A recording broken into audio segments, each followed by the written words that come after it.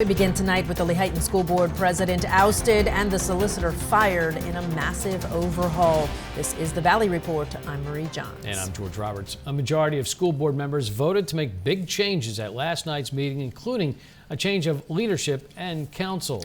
One board member says these changes were years in the making. News 13's Dominic Barone has more. Board member David Bradley leading the movement last night to remove Larry Stern from the board president position, firing the solicitor Eric Filer, and replacing both of them in one fell swoop. And the board overwhelmingly approved the motion.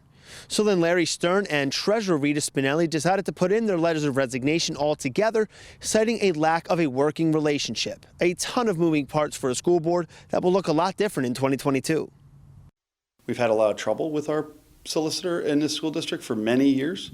And if you read the Auditor General's report, it shows some of our non-compliance that we were doing with Pennsylvania School Code. Board member David Bradley says Eric Filer from the Filer & Schwab law firm was removed as solicitor because he does not specialize in education law, and that has led to unacceptable lapses in judgment. Board member Barbara Bowes agreed as they voted to hire Fox Rothschild LLP out of Philadelphia, who specifically practices educational law. Even though they are over 30% more expensive, Bowes says it will be worth it. And paying a little bit more can save tons of money in the long run. We all know that. You don't always get what you pay for, but very often you do. Board President Larry Stern, who did not attend the meeting, was also removed by vote. So he and Treasurer Rita Spinelli, who also did not attend, resigned from the board together.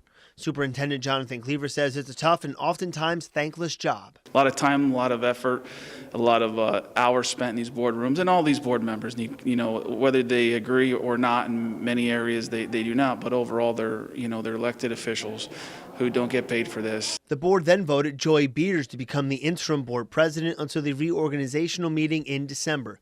But Bradley is confident she will retain that position. However, I would anticipate that Joy, in the next 2 weeks, as our president of a lawful majority board, will be able to take action. With all these changes made, Bradley voted to end the meeting and carry all remaining business over to next Monday. So we needed to end that meeting so we can start a fresh meeting and get all this done properly and legally. This upset a lot of people as the district's health and safety plan, as well as the elementary school's expired occupancy permit, were up for discussion. The borough had representation here to talk about the occupancy permit for the elementary school. We did not make it to that discussion. So at the next board meeting, I'm sure that'll be placed on the agenda, as will the other items that were missed before the adjournment. One of the first jobs for this new law firm representing the school district is to review and investigate the legal validity of Superintendent Jonathan Cleaver's contract. Reporting in Lehighton, Dominic Barone, News 13.